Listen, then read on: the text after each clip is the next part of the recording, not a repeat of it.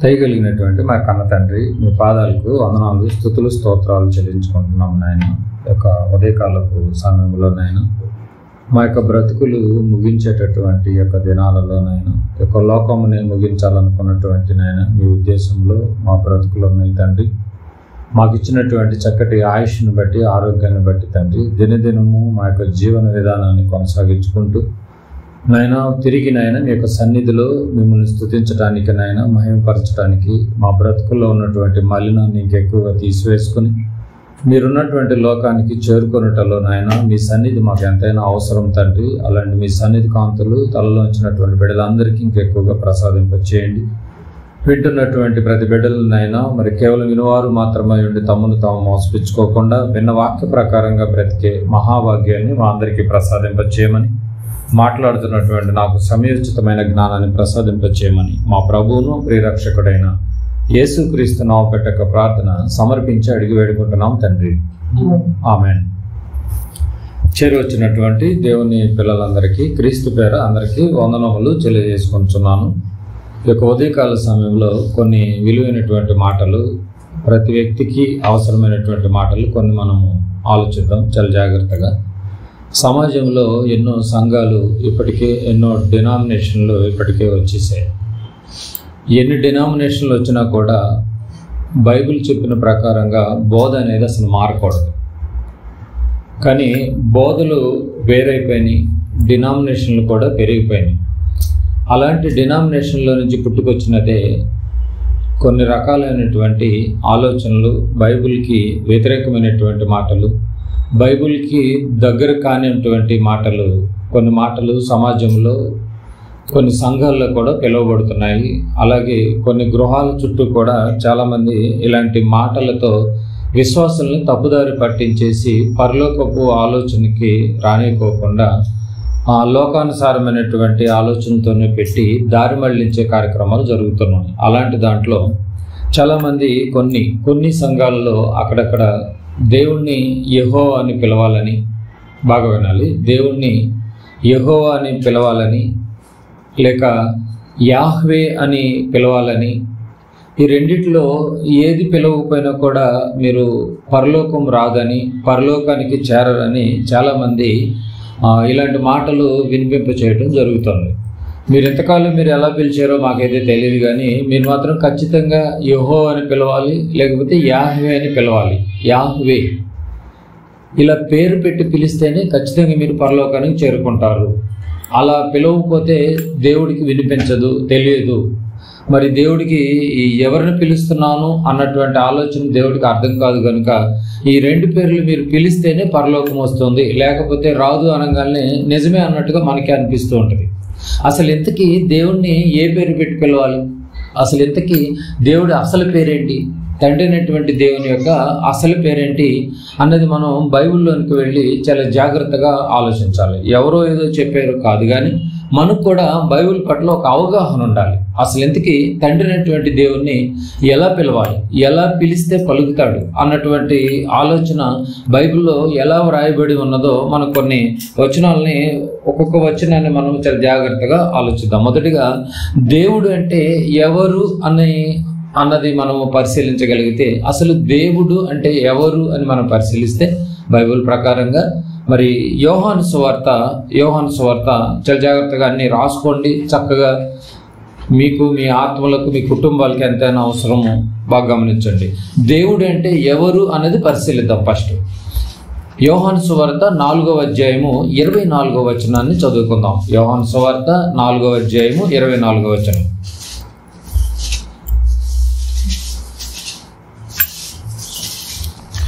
యోహాను సువార్త 4వ అధ్యాయము 24వ వచనాన్ని చదువుకుందాం. దేవుడు ఆత్మ గనుక, చాలు మనకు కావాల్సిన పదం ఒకటి వచ్చింది. దేవుడు అంటే ఎవరు అని బైబిల్ చెప్పిందంటే దేవుడు ఆత్మ గనుక అని చూడండి. దేవుడు ఎవరంట? ఆత్మ. ఒకటి అర్థమవుతుంది, మనకు ఒక అవగాహన ఉండాలి. దేవుడు అంటే ఎవరంట? ఆత్మ. దేవుడు అంటే ఆత్మ అని తెలియాలి. ఫస్ట్ మనకి దేవుడు అంటే ఆత్మ అని మనకు తెలియాలి. ఆత్మను చూడలేమన్న సంగతి కూడా మనకు తెలియాలి. ఏమంటే ఆత్మను ఎవరైనా చూడగలుగుతారు? ఆత్మను ఎవరు చూడలేమని ఒకటి కూడా మనకు అర్థం కావాలి. దేవుడు అంటే ఆత్మని తెలియాలి, ఆత్మను ఎవరు చూడలేరని కూడా మనకు అర్థం కావాలి. అంతేగాని సినిమాల్లో చూపించినట్లుగా ఆత్మ అనగానే మరి తెల్లటి రూపంలో ఉంటుంది అన్నది కూడా మరి వాస్తవం కాదు. అది అర్థమవుతుందా? అలా సినిమాల్లో తీయించినటువంటి విధానాన్ని పట్టుకుని తెల్లగా ఉంటుంది కదా అనుకోవటం కూడా మళ్ళీ భ్రమే. కనుక అసలు మనకు బైబిల్ ఏం చెప్పిందంటే దేవుడు అంటే ఆత్మను ఒకటి మనకు అర్థమవుతుంది. ఈ ఆత్మను ఎవరు చూడలేము అని కూడా మనకు పూర్తిగా బాగా తెలియాలి. ఆత్మను ఎవరు చూడలేరు. రైట్. దేవుడు అంటే ఒక క్లారిటీ వచ్చింది. దేవుడు అంటే ఆత్మ. మరి రెండవదిగా ఈ ఆత్మకు ఉన్నటువంటి సైజ్ ఏంటి అసలు అర్థమవుతుందా? దేవుడు అంటే ఆత్మను అర్థమవుతుంది. దేవుడు అంటే ఈ ఆత్మకు ఉన్నటువంటి సైజ్ ఏంటో కూడా ఒకసారి చూద్దాం. సైజ్ ఏమన్నా ఉందా బైబిల్లో అంటే రాజుల మొదటి గ్రంథము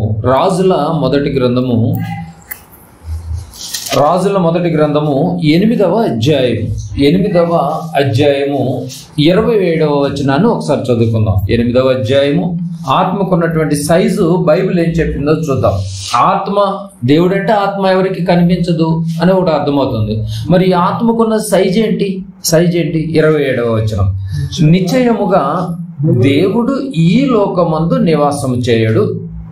ఈ పదాన్ని అండర్లైన్ చేసుకోండి. ఆకాశ మహాకాశములు సహితము నిన్ను పట్టజాలవు. ఏముందండి? ఆకాశ మహాకాశముల సహితము నిన్ను పట్టజాలవు అంటున్నాడు. ఇది దేవుని సైజు. దేవుని సైజు ఏంటి? ఆకాశ మహాకాశములు పట్టజాలని సైజు. అది ఆత్మ సైజు. అది దేవుడు ఆత్మ కనుక. రైట్. అయితే దేవుడు ఆత్మ, దేవదూతలు కూడా ఆత్మలే. బాగా గమనించాలి. దేవుడు ఆత్మ, దేవదూతలు ఆత్మలే, మనుషులు కూడా ఆత్మలే. శరీరం ధరించుకున్నటువంటి మనము కూడా ఆత్మలమే. కానీ ఈ శరీరం అనే తొడుగును మనం ధరించుకున్నాం కనుక ఈ యొక్క 3 ఆత్మలు కూడా ఎవరిలో నుంచి వచ్చినాయి? హెడ్ ఎవరు? దేవుడు. హెడ్ తండ్రి అనేటువంటి దేవుడు. అంటే ఈ ఆత్మకున్న సైజు గురించి చెప్పాడు కదా. ఆ ఆత్మలో నుంచి వచ్చినటువంటి మనమే హెడ్లు. అయితే మనుషులు ఆత్మల గురించి ఆలోచన చేస్తే మనుషుల యొక్క ఆత్మలను ఏ అగ్ని బంధించలేదు. ఏమండి? ఎంత నీళ్ళల్లో పెట్టి అగ్ని అయినా నీరైనా కూడా ఏది బంధించలేదు యొక్క ఆత్మ. మనుషుల యొక్క ఆత్మను అర్థమవుతుంది. నువ్వు ఎంత బంధించినా కూడా ఆత్మను ఎవరు దాన్ని బంధించలేరు. ఒక చోట లాక్ చేసి పెట్టలేరు. అర్థమవుతుందో లేదు? అది ఎవరికి కనిపించదు. మనిషి చనిపోయిన తర్వాత కూడా ఆ బాడీ వదిలేసి ఆత్మ వెళ్ళిపోతుంది తప్ప వెళ్ళిపోయిన ఆత్మ ఎవరికి కనిపించదు. ఈ యొక్క దేవదూత ఆత్మలు కానీ మనుషుల ఆత్మలు కానీ ఎక్కడి నుంచి వచ్చాయని అంటే ఇదిగో ఆ కనిపించినటువంటి మహాశక్తి, ఆకాశ మహాకాశములు పట్టజాలన్నటువంటి ఆ ఆత్మలో నుంచి వచ్చినటువంటి వారే ఇదిగో మనుషులు, ఆత్మలు అని ఒకటి మనకి అర్థమవుతుంది. ఈ యొక్క ఆత్మలు ఎవరికి కనిపించడానికి కూడా ఒకటి మనకు అర్థమవుతుంది. రైట్. అయితే ఇక దేవదూతల ఆత్మలను ఆలోచన చేస్తే ఈ యొక్క ఆత్మల పరిస్థితి ఏంటి? హెబ్రీలకు రాసినటువంటి పత్రిక బాగా గమనించాలి. హెబ్రీలకు రాసినటువంటి పత్రిక 1వ అధ్యాయం, హెబ్రీలకు రాసినటువంటి పత్రిక 1వ అధ్యాయము 14వ వచనాన్ని కూడా మనము చూద్దాం. హెబ్రీలకు రాసినటువంటి పత్రిక 1వ అధ్యాయము 14వ వచనాన్ని చదువుకుందాం. మీరందరూ రక్షణను స్వాస్థ్యమును పొందబో వారికి పరిచారము చేయుటకై పంపబడిన సేవకులైన ఆత్మలు కారా. ఏమండి? దేవదూతలను కూడా చెప్పినటువంటి మాట ఏంటంటే మీరందరూ పరిచారం చేయటానికి వచ్చినటువంటి, నా పిల్లలకు పరిచారం చేయటానికి వచ్చినటువంటి సేవకులైన ఆత్మలు కారా అని అంటున్నాడు. చూడండి, అంటే దేవదూతలు కూడా సేవకులైనటువంటి ఆత్మలను ఒకటి మనకు అర్థమవుతుంది. రైట్. అయితే ఈ యొక్క సేవకులైనటువంటి ఆత్మలో ఒకరోజు మనోహ భార్య దగ్గరికి వచ్చారు. మనోహ భార్య దగ్గరికి మరి దూత రావడం జరుగుతుంది. మరి సేవ చేయటానికి సేవకులే కదండి. దూత రావటం జరుగుతుంది. మరి జరిగిందంతా చెప్పుద్ది సంసోన్ గారి గురించి. జరిగిందంతా ఎలా పెంచాలి, ఎప్పుడు పుడతాడు, అసలు ఏంటి, ఏం వాడాలి, ఏం వాడకూడదు, ఆ రూల్స్ ఏంటి, నిబంధనలు ఏంటి అని చెప్పడం జరుగుతుంది. అలా చెప్పడం జరిగినప్పుడు ఆ మనోహ భార్యాభర్తలు ఇద్దరు ఆ వచ్చినటువంటి ఆ సేవకులైనటువంటి ఆత్మైనటువంటి ఆ ఆత్మను ఆ పేరు అడుగుతారు. ఒకసారి ఆ వచనాన్ని ఒకసారి చూద్దాం. న్యాయాధిపతుల గ్రంథము. ఇంతకీ నీ పేరేంటని, ఇంత చెప్పావు కదా, ఇంతకీ నీ పేరేంటని అడుగుతారండి ఆ భార్యాభర్తలు. బాగుంది, నువ్వు చెప్పినటువంటి విధానము మాకు నచ్చింది, అదే పద్ధతిలో మేము కొనసాగిస్తాము, నీ పేరేంటో ఒకసారి చెప్పొద్దా అని అడిగినప్పుడు 13వ అధ్యాయము న్యాయాధిపతుల గ్రంథము 13వ అధ్యాయము 17వ వచనాన్ని చదువుకుందాం. 17వ వచనం. మనోహ, నీ మాటలు నెరవేరిన తరువాత మేము నిన్ను సన్మానించినట్లు నీ పేరేమని యెహోవా దూతను అడగగా. ఏమండి, వాళ్ళు అడిగారు ఏమని, నీ పేరేంటి అని. యెహోవా పంపగా వచ్చినటువంటి దూతల్ని పేరు అడిగారు. నీ పేరేమని అడిగారు. పేరు అడిగారు. నీ పేరేమని అడిగారు. 18వ వచనం. యెహోవా దూత, నీవేళ నా పేరు అడుగుచున్నావు. దూత అంటుంది, నీవేళ నా పేరు అడుగుచున్నావు, అది చెప్పసఖ్యము కాదనెను, చెప్పసఖ్యము కానిదనెను. ఏం చెప్పిందండి దూత? నువ్వు పేరు అడుగుతున్నారు, బాగానే ఉంది, కానీ నా పేరు చెప్పసఖ్యము కానిదనంటే అంటే నేను చెప్పానంటే తట్టుకోలేరని అర్థం. అంతే కదండి. చెప్పసఖ్యము కానిది అంటే చెప్పటానికి కుదరదు, అది చెప్పకూడదు. అంటే చెప్పసఖ్యము కాదంటే నేను చెప్పానంటే తట్టుకోలేరని చెప్తుంది ఎవరు? దూత. అంటే దూత కూడా వివరంగా చెప్పింది, అది చెప్పసఖ్యము కానిది, పేరు అడిగితే అని చెప్పింది. దేవుడు కూడా ఆత్మ కనుక ఆయన యొక్క సైజ్ ఏంటో చూసాం, ఆయన యొక్క ఇదేంటో మనం గమనించేసాం, అర్థమవుతుంది. మనం కూడా దేవుళ్ళలోనే చూసాం, దేవుని కుమారులుగా పిలువబడుతున్నాం, మనం కూడా ఆత్మల మీద శరీరాన్ని ధరించుకున్నాం అని ఒకటి మనకు అర్థమవుతుంది. రైట్. ఇక మరి పరదేశంలో ఉన్నటువంటి ఆత్మల దగ్గరికి కూడా ఒకసారి వెళ్దాం. అక్కడ ఆత్మల పరిస్థితి ఏంటో ఒకసారి చూద్దాం. పరదేశంలో ఉన్నటువంటి వారి పరిస్థితి. కొరింథీయులకు రాసినటువంటి రెండవ పత్రిక బాగా గమనిద్దాం. కొరింథీయులకు రాసినటువంటి 2వ పత్రిక పౌలు గారు 12వ అధ్యాయము 2 నుంచి 4 వచనాలు. క్రీస్తునందున్న ఒక మనుషుని నేను ఎరుగుదును. పౌలు గారు కొరింథీ సంఘానికి రాస్తున్నాడు. 12వ అధ్యాయము 2 నుంచి 4 వచనాలు. క్రీస్తునందున్న ఒక మనుషుని నేను ఎరుగుదును, అతడు 14 సంవత్సరముల క్రిందట 3వ ఆకాశమునకు కొనుకోబడిను. ఆ 3వ ఆకాశం అంటే ఏదో కాదు, పరదేశ్. అయితే అతడు శరీరంతో కొనుకోబడినో నేను ఎరుగను, శరీరము లేక కొనుకోబడినో నేను ఎరుగను, అది దేవునికే తెలియను. అట్టి మనుషుని నేను ఎరుగుదును, అతడు పరదేశంలోనికి కొనుకోబడి, అంటే పరదేశంలోనికి వెళ్ళిపోతున్నారు ఈ వెళ్ళిపోయిన వాళ్ళంతా కదండి. కొనుకోబడి వసింపశక్యము కాని మాటలు వినెను. పరదేశంలోకి వెళ్ళినటువంటి వారి ఆత్మల మాటలు ఎలా ఉన్నాయి? వసింపశక్యము కాని మాటలు. అంటే పౌలు గారు పరదేశంలో ఉన్న ఆత్మల గురించి చెప్తున్నాడు. ఇప్పుడు పరదేశంలో ఉన్నటువంటి ఆత్మలు ఎలా ఉన్నాయంట? వసింపశక్యము కాని మాటలు మాట్లాడుకుంటున్నారు. దాన్ని వివరించను, దాన్ని ఎలా చెప్పాలో కూడా తెలియనటువంటి భాష అది. భూమి మీద ఉన్నటువంటి సేవకులైనటువంటి ఆత్మలేమో అసలు మీరు పేరు అడగటానికి వీలేదు, అది చెప్పసఖ్యము కానిది, అంటే చెబితే మీరు తట్టుకోలేరు అనేటటువంటి, అంటే ఈ పేరు అడిగినటువంటి ప్రతిసారి ఇలాంటి డిస్కషన్ జరుగుతుంది, మీరు గమనించగలిగితే. పరదేశంలో ఉన్నటువంటి ఆత్మలేమో వసింపశక్యము కానటువంటి మాటలు, దూతలేమో చెప్పసఖ్యముగా అనేటువంటి మాటలు, చెప్తే మీకు తట్టుకోలేరు అన్నటువంటి దూత కూడా చెప్తాను. రైట్. ఇకపోతే దీనికి సపోర్ట్ ఇంకో మాట కూడా చూద్దాం. మరి పరిశుద్ధాత్మ యొక్క మాటల గురించి కూడా ఒకసారి మనం ఆలోచిద్దాం. రోమిలికి రాసినటువంటి పత్రిక పౌలు గారు రోమిలికి రాసినటువంటి పత్రిక 8వ అధ్యాయం, రోమిలికి రాసినటువంటి పత్రిక 8వ అధ్యాయము 26వ వచనాన్ని కూడా చదువుకుందాం.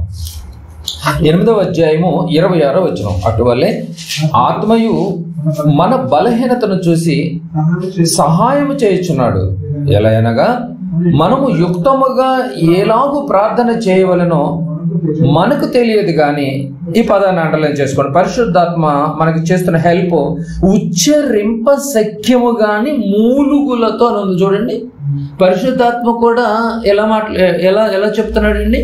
ఉచ్చరింప శక్యము కాని మూలుగులతో కన్వర్ట్ చేసి పంపుతున్నాడు. అది ఉచ్చరింప శక్యము కాని మూలుగులతో చెప్తున్నాడు. అంటే దాన్ని వివరించలేమన్నమాట. అంటే ఈ యొక్క ఆత్మల భాష మాటలు రానటువంటి ఏమంటే పిల్లలు ఉంటారు చూసారండి, అప్పుడు పుట్టినటువంటి పిల్లలు కొంచెం ఎదుగుతూ ఆ 1 year లోపు 6 months ఆ యొక్క మాటలు బయటికి రావు. అంటే వాళ్ళు ఏదో చెప్పాలనుకుంటారు కానీ చెప్పలేరు, బాగా గమనించగలిగితే.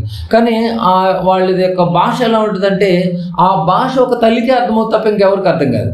గమనించండి. అంటే ఏం చేయాలి, వాడికి ఆకలి వేస్తుందనో లేకపోతే ఇంకేదైనా ఇబ్బందిగా ఉందనో ఆ యొక్క భాషలో ఏమంటే అది మోగ భాష అని కూడా అనుకోవచ్చు. అది ఒక తల్లికే అర్థమవుతుంది. అలాగే పరిశుద్ధాత్ముడు కూడా ఇక్కడ ఏం మాట్లాడుతున్నాడంటే మీరు చేసినటువంటి యొక్క ప్రార్థన ఉచ్చరింప శక్యము గాని మూలుగులతో అని ఉంది చూడండి. ఉచ్చరింప శక్యము గాని మూలుగులతో అంటున్నాడు.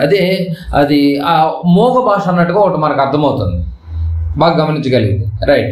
కనుక అసలు దేవుని గురించినటువంటి ఆత్మను కూడా మనం ఒకసారి ఆలోచించాలి. పరిశుద్ధాత్మ పరిస్థితి గమనించగలిగాం, ఏమిటి దూతల పరిస్థితి గమనించగలిగాం, మనుషుల యొక్క ఆత్మల యొక్క గురించి మనం ఆలోచించగలిగాం. దేవుడు ఒక మహాశక్తి ఆత్మని ఒకటి మనకు అర్థమవుతుంది. ఆయన మహాకాశములు పట్టజాలనటువంటి ఆత్మను ఒకటి మనకు అర్థమవుతుంది. రైట్. ఇంకొంచెం మనం బైబిల్లోనికి వెళ్ళి మరి అసలు దేవుని గురించినటువంటి ఆత్మ కూడా ఒకసారి మనం ఆలోచిద్దాం. తిమోతి గారికి రాసినటువంటి మొదటి పత్రిక బాగా గమనించగలగాలి. ఉచ్చరింప శక్యము గాని మూలుగులతో ఆ ఆత్మ తానే మన పక్షమును విజ్ఞాపన చేస్తున్నాడు. అది ఉచ్చరింప శక్యము గాని అది చెప్పలేము మనం. అది ఎలా చెప్తున్నాడు ఏంటంటే మనకు అర్థం కాదు అది. రైట్. ఇప్పుడు గమనించగలిగితే తిమోతి గారికి రాసినటువంటి మొదటి పత్రిక 6వ అధ్యాయం. తిమోతి గారికి రాసినటువంటి మొదటి పత్రిక పౌలు గారు 6వ అధ్యాయం 16వ వచనాన్ని కూడా ఒకసారి చదువుకుందాం. 16వ వచనం. సమీపింపరాని తేజస్సులో ఆయన మాత్రమే వసించుచు అమరత్వము గలవాడై ఉన్నాడు. సమీపింపరాని తేజస్సులో ఆయన మాత్రమే వసించు. సమీపింపరాని తేజస్సు అంటే ఎవరు సమీపింపలేని పరిస్థితి. ఆయన మాత్రమే వసించుచు అమరత్వము గలవాడై ఉన్నాడు. మనుషులలో ఎవడునూ ఆయన్ని చూడలేదు, ఎవడునూ చూడనేరు. బాగా గమనించాలి. దేవుణ్ణి ఎవరు చూడలేరు, ఎవరు చూడనేరరు. ఇప్పుడే కాదు, ఎప్పుడైనా భవిష్యత్తులో ఎప్పుడు ఏ టైంలోనైనా కూడా ఎవరు మనిషి అన్నవాడు ఎవరు చూడలేరు అని అర్థమవుతుంది. ఎందుకంటే అది సమీపించరాని తేజస్సు. రైట్. అయితే ఇలాంటి సమీపింపరాని తేజస్సును కలిగినటువంటి ఆత్మను ఇప్పుడు మనం ఎలా పిలవాలి? మరి సమీపింపరాని తేజస్సును ఇప్పుడు మనం ఎలా పిలవాలి? మరి ఎలా పిలవాలంటే మీకు తెలియదు కనుక అప్పుడు వాళ్ళు కొంతమంది ఏం చెప్తున్నారంటే ఆయన యెహోవా అని పిలవాలి, లేదంటే యాహ్వే అని పిలవాలి. ఈ రెండిట్లో మీరు తప్ప ఇంక ఏది పిలిచినా కూడా మీరు పరలోకం పోరంటున్నారు. ఇప్పుడు సమీపింపరాని తేజస్సులో ఉన్నటువంటి ఆ యొక్క ఆత్మను ఇప్పుడు ఏమని పిలవాలి? వెళ్తానికి లేదు, చూడటానికి లేదు, మాట్లాడటానికి లేదు. ఎందుకంటే అది ఉచ్చరింప శక్యము కానది. ఏమండి, మనం మాట్లాడిన ఉచ్చరింప శక్యము కానీ మూలుగులతో పరిశుద్ధాత్ముడు కూడా మాట్లాడుతున్నాడు. అర్థమవుతలేదు. మనం చేసినటువంటి ప్రార్థన పరలోకానికి వెళ్ళాలి అంటే పరిశుద్ధాత్ముడే కన్వర్ట్ చేసి పంపాలి. మరి ఇప్పుడు తండ్రి అయినటువంటి దేవుణ్ణి ఈ యొక్క ఆత్మను మనము సమీపింపరాని తేజస్సు కలిగినటువంటి ఆత్మను మనం ఎలా పిలవాలి? యాహ్వే అని పిలవాలా? అందుకే యాహ్వే అని పిలిస్తేనే మీరు పరలోకం పోతారు, లేకపోతే పోరు అంటున్నారు. మరి యాహ్వే అని పిలుద్దామా? మరి బైబిల్లో ఎక్కడైనా ఉందా యాహ్వే అని? ఏది రైట్? ఎలా పిలవాలి? అసలు ఎందుకు తండ్రి అసలు పేరేంటి? ఎలా పిలవాలి? ఎలా పిలిస్తే అర్థం చేసుకుంటాడు? ఏమని పిలవాలి? ఇవన్నీ మనం బైబిల్లోనికి వెళ్ళి చాలా జాగ్రత్తగా ఆలోచించాలి. రోమిలికి రాసినటువంటి పత్రిక 7వ అధ్యాయం. ఇలాంటి బ్యాచ్ ఏదో ఒక రోజు మీ ఇంటిని తడతారు, బాగా గమనించగలగాలి. కనుక మన దగ్గర సరైనటువంటి ఇన్ఫర్మేషన్ లేకపోతే విశ్వాసంలో నుంచి తొలగిపోయే ప్రమాదాలు కూడా ఉన్నాయన్నమాట. రోమిలికి రాసినటువంటి పత్రిక 7వ అధ్యాయము 6వ వచనాన్ని మరొకసారి చూద్దాం. 7వ అధ్యాయము 6వ వచనం. రోమిలికి రాసినటువంటి పత్రిక 7వ అధ్యాయము 6వ వచనం. ఇప్పుడైతే దేని చేత నిర్బంధింపబడుతుమో దాని విషయమై చనిపోయిన వారమై ధర్మశాస్త్రము నుండి విడుదల పొందితిమి గనుక మనము అక్షరానుసారమైన ప్రాచీన స్థితి గలవారము కాక. ఏముందండి అక్కడ? అక్షరానుసారమైన ప్రాచీన స్థితి గలవారము కాక ఎలా ఉన్నాం? ఆత్మానుసారమైన నవీన స్థితి గలవారమై సేవ చేయుచున్నాము. సేవ చేస్తున్నాము అంటే నవీన స్థితి గలవారమై సేవ చేస్తున్నాము అంటే అక్షరానికి సంబంధించినటువంటి వారం కావు మనం. ఇప్పుడు అర్థమవుతుందో లేదు? మనం ఆత్మకు సంబంధించినటువంటి వారం అని చూడండి. ఆత్మానుసారమైన నవీన స్థితి అని అంటున్నాడు. ఇంకా మీకు అర్థం కావాలని అంటే కొరింథీయులకు రాసిన 2వ పత్రికలోనికి రండి. మనము ఆత్మానుసారమైన గలవారమైన కానీ ఏమండి అక్షరానికి సంబంధించినటువంటి వారం కాదు మనం. అక్షరానికి సంబంధించినటువంటి వారం కాదు మనం. ఏమంటున్నాడు చూడండి. కొరింథీయులకు రాసినటువంటి 2వ పత్రిక 3వ అధ్యాయము. కొరింథీయులకు రాసినటువంటి 2వ పత్రిక 3వ అధ్యాయము 6వ వచనాన్ని ఒకసారి చదువుకుందాం. 3వ అధ్యాయము 6వ వచనం. ఆయనే మమ్మును క్రొత్త నిబంధనకు అనగా, క్రొత్త నిబంధన అంటే మీరు ఏదో అనుకుంటారేమో, అనగా అక్షరమునకు కాదు. అక్షరాలకు కాదండి మనం కనెక్ట్ చేసింది. అక్షరమునకు కాదు కానీ ఆత్మకే పరిచారకుల మౌటకు మాకు సామర్థ్యము కలిగి ఉన్నామన్నాడు. అంటే ఏమనుందండి? అక్షరమునకు కాదు, ఆత్మకే పరిచారములకు కదా, ఆత్మకే పరిచారకులము అని ఉంది చూడండి. అంటే ఇప్పుడు ఉన్నటువంటి మనమంతా ఏమంటే అక్షరానికి సంబంధించినటువంటి వాళ్ళం కాము. మనం దేనికి సంబంధించిన వాళ్ళు? ఏమంటే ఆత్మకు సంబంధించినటువంటి వారము. అంటే మా భాషకు సంబంధించినటువంటి వారం కాదు. ఇప్పుడు భాషకు సంబంధించిన వారం కాదు. ఎందుకంటే అక్కడే ఉంది చూడండి. అక్షరము చంపును కానీ ఆత్మ జీవింప చేయనుంది చూడండి. అక్షరము చంపుద్ది అంటే పదాలు అర్థం కాకపోయినా పర్లేదు కానీ ఏమంటే ఇప్పుడు కొన్ని ఏరియాలో ఎలా ఉంటుందని అంటే కొన్ని ఏరియాలో భోజనాన్ని కానా అంటారు, కొన్ని ఏరియాలో అన్నం అంటారు, కొన్ని ఏరియాలో రైస్ అంటారు, కొన్ని ఏరియాలో సాపాటు అంటారు. ఏదేమైనప్పటికీ కూడా అన్నిటిని కలిపి ఏమంటారు? అన్నిటికల్లా భావం ఏదొచ్చుద్ది మనకి? భావం ఇంపార్టెంట్ తప్ప అక్షరం ఇంపార్టెంట్ కాదు. అర్థమవుతుందో లేదు? ఇది మీకు గమనించగలిగితే ఇప్పుడు వీళ్ళు అంటున్నారు మీరు ఖచ్చితంగా యాహ్వే అనే పిలవాలి, లేకపోతే మీరు పరలోకం పోరు అంటున్నారు. యాహ్వే అని పిలవకపోతే ఇప్పుడైనా కూడా పిలవండి, లేకపోతే మీరు పరలోకం పోరు ఎంత చేసుకుని అంటున్నారు. కానీ బైబిల్ అంటుంది ఇగో అక్షరం ఇంపార్టెంట్ కాదు, మనకి ఏం ఇంపార్టెంట్? భావం ఇంపార్టెంట్ అని అంటుంది బైబిల్ కదా. ఎందుకంటే మనము ఆత్మానుసారమైనటువంటి సేవ చేస్తున్నామే తప్ప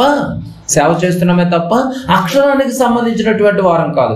ఒకవేళ అక్షరానికి సంబంధించిన వారం అయితే అక్షరం ఒకరోజు ఏం చేస్తుందంట? చంపేస్తుందంట. కానీ ఆత్మానుసారముగా నువ్వు బ్రతికితే ఆత్మ జీవింపచేస్తానని చెప్తున్నాడు. బాగా గమనించగలిగితే మనము బాగా గమనిద్దాం. ఇప్పుడు ఈ కోణంలో మనం వెళితే అసలు బైబిల్లో దేవుడుని అసలు ఎలా పిలవాలి, అసలు ఆయన పేరేంటి, అసలు పేరేంటి అని మనం కొంచెం బైబిల్లోనికి వెళ్ళి మనం కొంత ఇన్ఫర్మేషన్ మనం గ్యాదర్ చేసుకుందాం. మోషే గారు అడిగారండి దేవుణ్ణి, అడిగారు ఇశ్రాయేలుని నడిపించటంలో కాపాడటానికి వెళ్ళేటప్పుడు నీ పేరేంటి అని అడిగినప్పుడు మరి దేవుడు ఏం చెప్పాడో ఒక్కొక్కటిగా మనము బైబిల్లోనికి వెళ్ళి ఆలోచిద్దాం. మనం ఇప్పుడు అక్షరం చూడాలా, భావం చూడాలా? భావం చూడాలి. ఎందుకంటే అక్షరమునకు మనం కనెక్ట్ చేయలేదంటే, కొత్త నిబంధన అనేటటువంటి అక్షరానికి మిమ్మల్ని కనెక్ట్ చేయలేదు, కానీ ఆత్మ సంబంధమైనటువంటి దానికే మనల్ని కనెక్ట్ చేశాడంట. ఆత్మ సంబంధమైన కోణంలోనే మేము కూడా సేవ చేస్తున్నామని కూడా పౌలు గారు కొరింథీ సంఘానికి కూడా చెప్పాడు. మరి నిర్గమకాండము 3వ అధ్యాయము బాగా గమనిద్దాం. అసలు ఇంతకే దేవుని యొక్క అసలు పేరేంటో మనకు కూడా తెలియాలి. వాళ్ళు ఏదో యాహ్వే అని చెప్తే నమ్మేద్దామా? అసలు పేరేంటి అసలు అనేది మనం ఆలోచించగలిగితే మోషే గారు దేవుణ్ణి అడుగుతున్నాడు. ఇశ్రాయేలుని కాపాడటానికి వెళ్ళేటప్పుడు మరి మీ పేరేంటి అని చెప్పాలని అడుగుతున్నప్పుడు 3వ అధ్యాయము 13వ వచనాన్ని ఒకసారి చదువుకుందాం. 3:13. మోషే చిత్తగించుము, నేను ఇశ్రాయేలు యొద్దకు వెళ్ళి వారిని చూచి మీ పితరుల దేవుడు మీ యొద్దకు నన్ను పంపినని వారితో చెప్పగా వారు అడుగుతారు ఆయన పేరేమి అని అడిగిన ఎడల వారితో నేనేమి చెప్పవలనని దేవుణ్ణి అడిగాను. ఏమడుగుతున్నాయండి మోషే గారు? నేను వెళతాను, మీరు వెళ్ళమంటున్నారు నన్ను, కారణజన్ముడిగా నన్ను జన్మించానని చెప్పి నాకు జ్ఞానోపదేశం చేశారు కనుక నేను బయలుదేరి వెళతా. కానీ ఆ ఇశ్రాయేలు నన్ను అడుగుతారు, నిన్ను పంపినటువంటి ఆ యొక్క దేవుడి పేరేంటి అని అడుగుతారు. అప్పుడు నేనేం చెప్పాలి అని అడిగాడు. మంచి ప్రశ్న కదా. నేనేం చెప్పాలి అని అన్నప్పుడు అప్పుడు దేవుడు ఏం చెప్తున్నాడు ఒకసారి చూద్దాం. 14వ వచనం. అందుకు దేవుడు, ఎందుకు? పేరు అడిగినందుకు, ఏ పేరు చెప్పాలి అని అన్నందుకు, అందుకు దేవుడు, నేను ఉన్నవాడను అనువాడనై ఉన్నానని మోషేతో చెప్పాను. పేరు అడిగితే ఏం చెప్తున్నాడండి? నేను ఉన్నవాడను అంటే అది పేరుగా కనపడుతుందా లేకపోతే ఇంకేదైనా కనపడుతుంది? మీరు గమనించండి. ఇప్పుడు మనం అక్షరమును చూడాలా, భావాన్ని చూడాలా? భావాన్ని చూడాలి. నేను ఉన్నవాడను అన్నది పేరా, భావమా, క్యారెక్టరా, గుణమా? గుణం. అది నేను ఉన్నవాడను అన్నది గుణం, పేరు కాదు. కానీ దేవుడు మోషేకి ఏం చెప్పాడు? నేను ఉన్నవాడను అని చెప్తున్నాడు. చూడండి, నేను ఉన్నవాడనని చెప్తున్నాడు. అంటే అంతేగాని నేను దయామయుడను కరుణామయుడను వెళ్ళి చెప్పు అని చెప్పాడా? బాగా గమనించాలి మనం. ఇది ప్రారంభంలో ఉన్నటువంటి మాట. నాయన దయామయుడు చెప్పాడని చెప్పాడా? లేదు. కరుణామయుడు వచ్చాడని చెప్పాడా? లేదే. నేను ఉన్నవాడను, దేవుడు ఎలా చూయించాలో కూడా మనకు తెలియాలి ఇప్పుడు కదా. అక్షరాన్ని చూస్తే మనకి విలువలు అర్థం కాదు. భావాన్ని గమనించగలిగితే నేను ఉన్నవాడనని చెప్పు అని అన్నాడు. రైట్. దేవుడు పేరేడితే ఏం చెప్తున్నాడు? నేను ఉన్నవాడను. బాగా చూద్దాం, బైబిల్లోకి వెళ్ళి కొన్ని వచనాలు మనం ధ్యానిద్దాం మనం ఈ ఉదయకాలంలో. కనుక మొట్టమొదటి మాట నేను ఉన్నవాడనని చెప్పమన్నాడు. రైట్. మనం ఇప్పుడు ఏదో ఒరిజినల్ పేరేంటి మనకి ఇప్పుడు తెలియాలి. మనకు కూడా వాళ్ళు ఏదో యాహ్వే అన్నాడని కాదు, కానీ అసలు ఏం పేరు అన్నది కూడా మనకు తెలియాలి. నేను ఉన్నవాడను అన్నది పేరు మాత్రం కాదు. ఒకటి అర్థమవుతుంది మనకి, అది క్యారెక్టర్, అది గుణం. అది అర్థమవుతుందా మీకు? రైట్. 6వ అధ్యాయం నిర్గమకాండము 6వ అధ్యాయము 1 నుంచి 3 వచనాలు. అందుకు యెహోవా ఫరోకు, నేను చేయబోచున్న దానిని నీవు నిశ్చయముగా చూసేదవు. బలమైన హస్తము చేత అతడు వారిని పోనిచ్చును. బలమైన హస్తము చేతనే అతడు తన దేశములో నుండి వారిని తోలివేయునని మోషేతో అనెను. 2వ వచనం. మరియు దేవుడు మోషేతో ఇట్లా అనెను, నేనే యెహోవాను, నేను సర్వశక్తిగల దేవుడను. నేను సర్వశక్తిగల దేవుడను అని చెప్పు. ఇక్కడ మరో పేరు కనిపించింది మనకి. పేరా అక్కడ మీకు గమనించాలి మనం. నేను సర్వశక్తిగల దేవుడను అని చెప్పమన్నాడు. అక్కడేం చెప్పమన్నాడు? పేరు అడిగితే బాగా గమనించాలి. నీ పేరేంటి నాయన? మోషే గారు అడుగుతున్నాడు, తండ్రి మరి దేవుడా నీ పేరేం పని చెప్పి? నేను ఉన్నవాడు నేను చెప్పు. నంబర్ 1. నంబర్ 2, నేను సర్వశక్తి గల దేవుడను. ఇది కూడా పేరు కాదు. బాగా గమనించగలిగితే ఇది కూడా ఒక క్యారెక్టర్ వస్తుంది. నేను సర్వశక్తి గల దేవుడను అని చెప్పమంటున్నట్టుగా మనకి ఒకటి కనిపిస్తుంది. రైట్. ఇంకొంచెం ముందుకు వెళ్ళిన తర్వాత ఏమండి, ఎర్ర సముద్రాన్ని దాటతారు. ఎర్ర సముద్రం దాటిన తర్వాత మళ్ళీ ఇంకొక పేరు కనిపించింది మనకి. అది కూడా చూద్దాం మనం. నిర్గమకాండము 15వ అధ్యాయం. నిర్గమకాండము 15వ అధ్యాయము 3వ వచనాన్ని కూడా ఒకసారి చదువుకుందాం. 15వ అధ్యాయము 3వ వచనం. అప్పుడు ఎర్ర సముద్రాన్ని దాటిన తర్వాత మాట ఇది. యెహోవా యుద్ధశూరుడు, యెహోవా అని ఆయనకు పేరు. ఏముందండి ఇక్కడ? యెహోవా యుద్ధశూరుడు అని ఆయనకి పేరట. యుద్ధశూరుడు అన్నది పేరా? దాని భావాన్ని గమనించండి. ఏమండి, అక్కడ యుద్ధశూరుడు అన్నది మనకి క్యారెక్టర్ని సూచిస్తుంది. బాగా గమనించగలదు. యుద్ధశూరుడు అనే ఒకటి మనకి కనిపిస్తున్నట్టుగా ఒకటి కనిపిస్తుంది. అది ఆయనకి పేరంట. ఇప్పుడు మనం 3 పేర్లు గమనించగలిగాం. ఉన్నవాడు 1, 2 సర్వశక్తి గల దేవుడు, 3 యుద్ధశూరుడు. ఇవన్నీ పేర్లు కాదు. క్యారెక్టరు, గుణము ఆయన పేరు. ఇవన్నీ క్యారెక్టర్లను మనకు అర్థమైపోవాలి.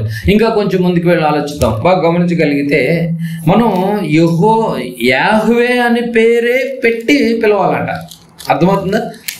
అని ఆ పదాన్ని మెన్షన్ చేయమంటున్నారు. అంటే అక్షరాన్ని చూడమంటున్నారు. కానీ బైబిల్ ఏం చెప్పింది? అక్షరాన్ని కాదు, ఆత్మానుసారంగా భావాన్ని గమనించమని బైబిల్ చెప్తుంది. చూద్దాం ఇంకొంచెం ముందుకు వెళ్ళి కీర్తనల గ్రంథము 68వ అధ్యాయము. కీర్తనల గ్రంథము 68వ అధ్యాయము బాగా గమనించగలగాలి మనకి. కీర్తన గ్రంథము 68వ అధ్యాయము 4వ వచనాన్ని కూడా ఒకసారి చూద్దాం. 4వ వచనం 68:4. దేవుని గూర్చి పాడుడి, ఆయన నామమును బట్టి స్తోత్రగానము చేయుడి, వాహనమెక్కి అరణ్యములో ప్రయాణము చేయు దేవుని కొరకు ఒక రాజమార్గము చేయుడి, యెహోవా అను ఆయన నామమును బట్టి ఆయన సన్నిధిని ప్రహర్షించుడి అని ఉంది చూడండి. యెహోవా నామమును బట్టి ఆయన సన్నిధిని బట్టి ప్రహర్షించుడి అంటే ప్రహర్షించటం అంటే స్తోత్రార్హుడు అంటే ఆనందము. స్తోత్రార్హుడు అంటే ఆనందము. ప్రహర్షించటం అంటే ఆనందించుడు అంటున్నాడు. ఆయన పేరేందంట? ఆయన నామములోనే ఆనందం ఉందంట, ఆయన పేరులోనే ఉందంట. ఆయన సన్నిధిని ప్రహర్షించుడి అంటే స్తోత్రార్హుడు అంటే ఆనందం. నీ పేరేంటంటే ఆనందం అంటున్నాడు. ఆనందం అనేది పేరా? ఏం కనిపిస్తుంది అక్కడ? గుణం కనిపిస్తుంది, క్యారెక్టర్ కనిపిస్తుంది. బాగా గమనించాలి. మీరు అక్షరాలను చూడొద్దు. బైబిల్లో ఉన్నటువంటి ఆదికాండం నుంచి ప్రకటన గ్రంథం ఉన్నటువంటి అక్షరాలను చూస్తే మనకి ఏమీ అర్థం కాదు. దాని భావాన్ని మనం బయటికి తీసుకోవాలి. ఆ భావాన్ని చూస్తేనే మన యొక్క ఆత్మకు అర్థవంతంగా మన బ్రతకడానికి అవకాశంగా ఉంటుంది. కనుక బాగా గమనించాలి. ఇప్పుడు నేను ఉన్నవాడును అన్నది అడిగితే పేరు అన్నాడు, కానీ దాని భావం కనిపిస్తుంటే అది ఒక క్యారెక్టర్ చూపిస్తుంది. తర్వాత నేను సర్వశక్తి గల దేవుడు నేను చెప్తున్నాడు. మూడవది యుద్ధసూర్యుడు అని చెప్తున్నాడు కదండి. నాలుగవది ఆయన సన్నిధిని ప్రహర్షించుడంటే ఆనందం అని చెప్తున్నాడు. ఇంకొంచెం ముందుకు వెళ్దాం. 83వ అధ్యాయం. పేరు అడిగితే ఏం చెప్తున్నాడు బాగా గమనించాలి. మీరు గమనించగలగాలి. పేరు అడిగితే క్యారెక్టర్ చెప్తున్నాడు దేవుడు భక్తులకి. 83వ అధ్యాయం కీర్తనల గ్రంథము 83వ అధ్యాయం 18వ వచనం కూడా చూడండి. 88:18. 83:18. 83:18. యెహోవాను నామము ధరించిన నీవు మాత్రమే సర్వలోకములో మహోన్నతుడవని వారు ఎరుగుదురుగాక. ఇక్కడ ఏం చెప్తున్నాడండి? సర్వలోకములో మహోన్నతుడని పేరంట. సర్వలోకములో మహోన్నతుడని పేరు. సర్వలోకములో మహోన్నతుడు పేరుగా కనిపిస్తున్నట్టుగా మనం చూడకూడదు. భావం కనిపిస్తుంది, మీరు గమనించగలగాలి. గుణం కనిపిస్తుంది, ఇక్కడ క్యారెక్టర్ కనిపిస్తుంది. అంటే సర్వలోకములో మహోన్నతుడు అంటే సర్వలోకములో అంటే లోకాలు ఎన్ని? 3 లోకాలు అంటే పరలోకము, భూలోకము, పాతాళ లోకం అంటే ఈ 3 లోకములో ఆయన సర్వలోకములో మహోన్నతుడు. ఆయన 3 లోకాలకి అధిపతి అన్నట్టుగా కనిపిస్తుంది. పేరు అడిగితే ఇలా చెప్తున్నాడు ఏంటి? ఇంతకు అసలు పేరేంటి? యాహవేనా? యెహోవానా? యెహోవా అందాం అనుకుంటేనేమో నేను ఉన్నవాడని అంటున్నాడు. యెహోవా అందాం అనుకుంటేనేమో నేను సర్వశక్తి గలవాడని అంటున్నాడు. తర్వాత యుద్ధసూర్యుడు అంటున్నాడు. ఏమంటే ఆనందం అంటున్నాడు. నేను మహోన్నతుడు, సర్వలోకంలో మహోన్నతుడు అని అంటున్నాడు. ఇంతకీ ఏ పేరుని పెట్టి పిలవాలి? అది మనకి తెలియకపోవటం బట్టే కొంతమంది ఇలాంటి బ్యాచ్ వచ్చి యాహవే అని పిలవమంటున్నారు. అలా పిలవకపోతే మీకు పరలోకం లేదని అంటున్నారు. అది హెబ్రీ భాషలో ఖచ్చితంగా అది పిలిస్తేనే మీరు కనెక్ట్ అవుతుంది, లేకపోతే తండ్రి కనెక్ట్ కాడు అని అంటుంది, దేవుడు కనెక్ట్ కాడు అంటున్నారు. ఇంకా చూద్దాం. యెషయా గ్రంథం 52వ అధ్యాయం. ఎందుకు అసలు మనకు పేరేంటో మనకి ఇంతవరకు బయటికి రావట్లేదు. అసలు ఒరిజినల్ పేరేంటో మనకు తెలియట్లేదు. క్యారెక్టర్ చెప్తున్నాడు కానీ పేరు చెప్పట్లేదు కదా. అర్థమవుతుందా మీకు? 52వ అధ్యాయము యెషయా గ్రంథము 52వ అధ్యాయము 6వ వచనంలో ఏమన్నా పేరు ఏమన్నా చెప్తాడో చూద్దాం. 52:6. కావున 52వ అధ్యాయము 6వ వచనం. కావునిచ్చట నేనేమి చేయవలను? ఇదే యెహోవాకు నా జనులు నా నామము తెలుసుకొందురు. మరి ఏమన్నా చెప్తాడా పేరు దేవుడు? నేనున్నానని చెప్పువాడను నేనే. ఇక్కడ వచ్చినా కూడా నేనున్నాడని చెప్తున్నాడు, కానీ నా జనులు నా నామాన్ని తెలుసుకుందరు అంటే నామం అంటే క్యారెక్టర్ని తెలియజేస్తున్నాడు. మీరు అర్థమవుతుందా లేదు? ఇక్కడ మీకు అర్థమవుతుందా? నామము తెలుసుకొందురు అంటే పేరు చెప్పట్లేదు ఇక్కడ కూడా. నేనున్నానని చెప్పువాడను నేనే అని వారు ఆ దినమున తెలుసుకొందురు. ఆయన పేరంట ఆ దినమును తెలుసుకుంటున్నాడు. నేనున్నానని చెప్పి అభయం ఇస్తున్నాడు. నేనున్నాను అనేది క్యారెక్టర్, అది ఒక ధైర్యం, అభయం కనపడుతుంది చూడండి. పేరు అడిగితే ధైర్యాన్ని చూపిస్తున్నాడు. నేనున్నాను కదా, నీకెందుకు టెన్షన్ పడుతున్నావు అన్నట్టుగా భావం కనిపిస్తుంది మీరు గమనించగలిగితే. రైట్, ఇంకొంచెం ముందుకు వెళ్దాం. ఇర్మియా గ్రంథము. ఇక్కడ నేనున్నానని చెప్పి అభయం ఇస్తున్నట్టుగా కనిపిస్తుంది పేరు అడిగితే మీరు గమనించగలిగితే. నిజంగా దేవుడు ఉన్నాడన్న ధైర్యం ఎవరుకుందండి ఈరోజు కదా? ఇర్మియా గ్రంథము 16వ అధ్యాయం. ఇర్మియా గ్రంథము 16వ అధ్యాయము. ఇర్మియా గ్రంథము 16వ అధ్యాయము 21వ వచనాన్ని కూడా ఒకసారి చదువుకుందాం. ఇర్మియా గ్రంథము 16వ అధ్యాయము 16:21. కాబట్టి నా నామము యెహోవా అని వారు తెలుసుకొనున్నట్లు నేను ఈసారి వారికి అనుభవం కలుగు చేస్తున్నాను. అదేంటి, అక్కడేమో యెషయా గ్రంథం తెలియజేస్తాను నామం అన్నాడు, ఆ దినం వచ్చేస్తుంది అన్నాడు. ఇర్మియా గ్రంథంకి వచ్చేటికి వచ్చిందేమోనని చూస్తేనేమో అది ఈసారి వారికి అనుభవం కలుగు చేస్తా. ఏంటి అనుభవం? మీరు అని చెప్పి పేరు చెప్తాడేమో అని చెప్పి ఆ పేరుని చూస్తారేమో మీరు. కానీ ఇక్కడ దేవుడు ఏం చెప్తున్నాడు? నా బలమును నా శౌర్యమును ఎంతటివో వారికి తెలియచేతును. ఇక్కడికి వచ్చేసరికి కూడా ఏమంటున్నాడు? ఇక్కడ బలవంతుడు, శౌర్యవంతుడు, ఇవన్నీ కూడా క్యారెక్టర్లే కదండి. పేరెడితే క్యారెక్టర్లు చెప్తున్నాడు చూడండి. అది నా బలము నా శౌర్యము అని తెలుసుకోవాలంట.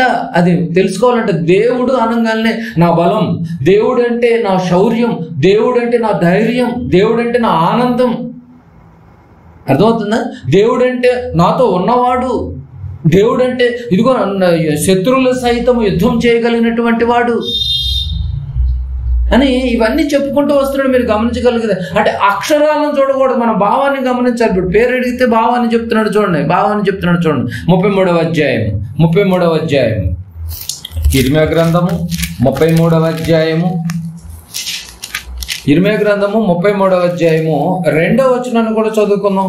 రెండవ వచనం 33:2. మాట నెరవేర్చు యెహోవా. ఇక్కడ ఏం పేరండి? మాట నెరవేరుస్తాడు. మనం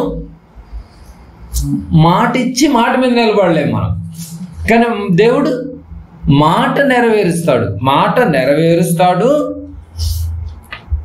స్థిరపరచవలెని దానిని నిర్మించు యెహోవా అంటే ఇచ్చినటువంటి మాటను స్థిరపరుస్తాడు కూడా కదా.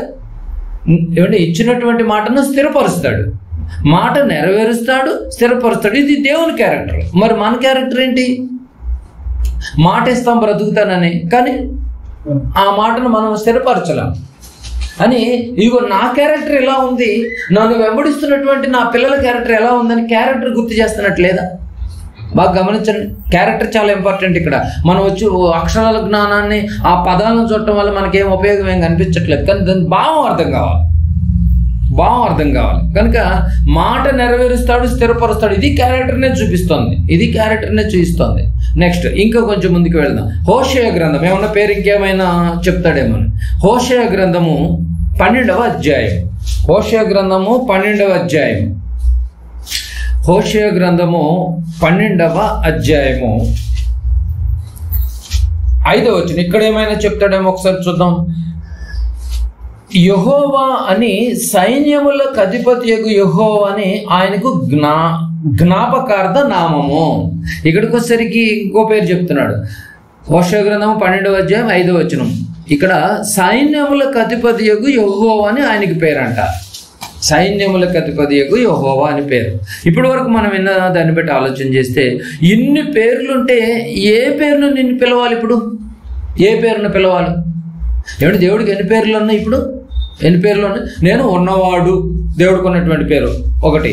2, నేను సర్వశక్తి గల దేవుడను. 3, ఏమండి యుద్ధ సూర్యుడు కదా. 4,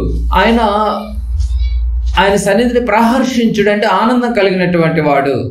నెక్స్ట్ 5, సర్వలోకంలో మహోన్నత కలిగినటువంటి వాడు. 6, నెక్స్ట్ నేనున్నానని చెప్పి అభయం ఇస్తున్నాడు. కదా, నేను ఉన్నానని అభయాన్ని ఇస్తున్నట్టుగా కనిపిస్తుంది. 7 మా బలవంతుడు కదా, 8 శౌర్యవంతుడు కదా, 9 మాట నెరవేరుస్తాడు 10 స్థిరపరచువాడు, ఇచ్చినటువంటి మాటను స్థిరపరుస్తాడు. మనిషికి మాట తప్పటం అలవాటు, అంతే కదండి. దేవుడు ఏమంటే నోహు గారితో మాట ఇచ్చాడు ఏమని, మళ్ళీ తిరిగి ఇలాంటి జలప్రళయం అనేది మళ్ళీ ఇంకా ఈ 6 నెలలు ఉన్నంత వరకు కూడా ఎప్పుడు రాదని చెప్పాడు. ఇచ్చినటువంటి ఆయన ఉన్నాడు, మాట ఇచ్చిన ఆయన దేవుడైతే మాట తీసుకున్నటువంటి నోహు గారు వెళ్ళిపోయాడు, లేడు ఇప్పుడు భూమి మీద. వెళ్ళిపోయాడు కదా, ఏమైనా మాట తప్పాడా? దానికి గుర్తుగా ఇంద్రధనుస్సును కూడా పెట్టాడు కదండి. నిజంగా అందుకే మాట తప్పుతున్నారు కనుకనే మనుషులు మాటల మీద ఈరోజు లేరు కనుక, మాట గ్యారంటీ లేదని, మాట నమ్మకాలు సరిగా లేవని ఈరోజు ఒక ఇద్దరి మధ్య ప్రామిసరీ నోట్లు, అగ్రిమెంట్లు ఇవన్నీ ఎందుకు వచ్చినాయి అనుకుంటున్నారు? మనుషులు నమ్మే పరిస్థితులు ఎవరు లేరు. ఒక 50 సంవత్సరాల క్రితం అయితే అసలు ఈ నోట్ అన్న సంగతే తెలియదు, తెలుసా మీకు? ఓన్లీ మాట, అంతే. మాట ఇచ్చారు, అమ్మ చెప్పాడు, విన్నాం, అంతవరకే. ఆ మాట నెరవేర్చేసేవాళ్ళు. కానీ ఇప్పుడైతే అన్ని డాక్యుమెంటేషన్ ఇద్దరికి మధ్య ఒక ఒప్పందాలు కదండి, బాండ్ పేపర్లు రకరకాలు. కానీ దేవుడు ఎలాంటి వాడంట, మాట ఇస్తాడు, నెరవేరుస్తాడు. మరి మనం ఎలా ఉన్నామని ఆ క్యారెక్టర్లన్నీ మనకు గుర్తు చేస్తున్నట్టుగా ఉంది చూడండి. నేను ఉన్నవాడను, నువ్వు సంఘములోనికి వచ్చావు, వచ్చినటువంటి నీవు ఉన్నవాడివిగానే ఉన్నావా? గుర్తు చేస్తున్నట్టుగా లేదా? ఆలోచించాలి. కనుక ఇన్ని పేర్లుంటే ఏ పేరును పెట్టి పిలవాలి ఇప్పుడు దేవుణ్ణి? ఏ పేరుని పిలుద్దాం? ఇవన్నీ పేర్లు ఏ పేరుని పిలవాలి ఇప్పుడు? బైబిల్ అసలు ఏ పేరుని పిలవమని చెప్పింది. అందుకని వీళ్ళు ఏమంటున్నారంటే యాహవే అని పిలవాలని అన్నారు. మరి దానికి ఓటేద్దామా? మరి ఈ పేర్లన్నీ ఏంటి? మరి అసలు ఇంతకీ ఏ పేరుని పెట్టి పిలవాలి? పరలోకం ఉన్నటువంటి కన్న తండ్రి అసలు పేరేంటి? ఒక పేరు అని చెప్పి అందామా, ఇంకో పేరు కనిపిస్తుంది. ఆ పేరు అందామా, ఇంకో పేరు కనిపిస్తుంది. ఇప్పటి వరకు విన్నటువంటి ఈ పేర్లన్నీ పేర్లు కాదు, క్యారెక్టర్లు అని తెలుస్తుంది. మళ్ళీ అర్థమవుతుంది లేదు మీకు? కనుక ఇంకొంచెం మనం బైబిల్లోనికి వెళ్ళి మరి జాగ్రత్తగా ఆలోచిద్దాం. ఇంకొంచెం క్రొత్త నిబంధనలోనికి వెళ్ళి చూద్దాం. అసలు ఇప్పటి వరకు మనం పాత నిబంధనలో చూసాం కదా, క్రొత్త నిబంధనలోనికి వెళ్ళి చూద్దాం ఒకసారి బైబిల్లోనికి.